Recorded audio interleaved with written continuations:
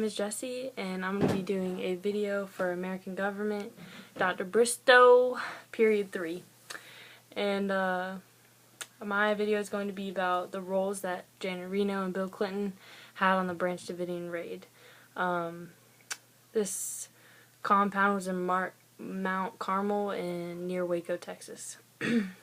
Now, before I get into the roles that they played in the raid, I'm going to give you a little background information. The Branch Davidians is a sect that broke away from the Seventh-day Adventist Church, and they really have a big emphasis on the imminent arrival of Jesus Christ. So, like when the last days are and the apocalypse and stuff, they prepared for that. That was like their really big thing, and so. In 1993, the leader then was a guy named David Koresh. He had 3 children and 1 wife.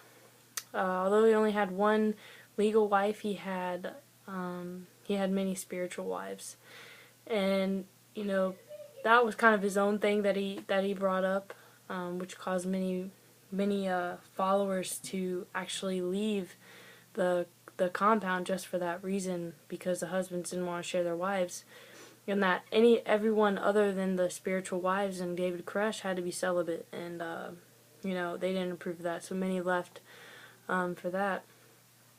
There was a lot of things that happened, a lot of uproar that happened after that. Ex-cult members gave statements that Koresh was sexually and physically assaulting children, and those rumors obviously reached the law enforcement.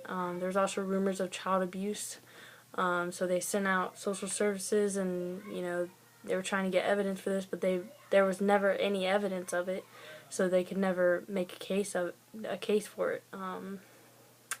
But there was always some type of uproar going on, and that always stays, that always stayed with law enforcement. That was always one thing that was always on their mind, was, what was happening in that facility, in the compound. There was also evidence of stockpiling weapons. There was also an incident where UPS was dropping something off and a box fell, and there were grenades in it, which is illegal. And that UPS guy told law enforcement, and I mean, if there's grenades, I'm not gonna stay around either. I'm definitely gonna check that place out if there's illegal substances of any kind. On February 28th, 1993, that was when the Federal Bureau of Alcohol, Tobacco, and Firearms stepped in. The ATF, and they raided the ranch, and 4 agents were killed and 6 Branch Davidians were killed. No one knows who made that first shot.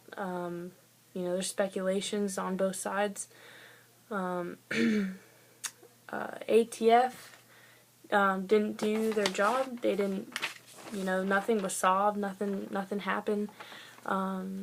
So FBI was forced to step in, and that was really when the 51-day standoff started. After days of negotiation, David was going back and forth and negotiating, having his lecture and praising done on news or broadcast on radio. There was tons of negotiations, and but nothing was solved still. FBI eventually got permission to use tear gas from Janet Reno, so that was one of the roles that she played in it, is that she did allow them to use tear gas. Janet said in an interview that she did not authorize the tear gas, but then on another interview she changed her mind and said that she didn't want there to be any more physical abuse of children.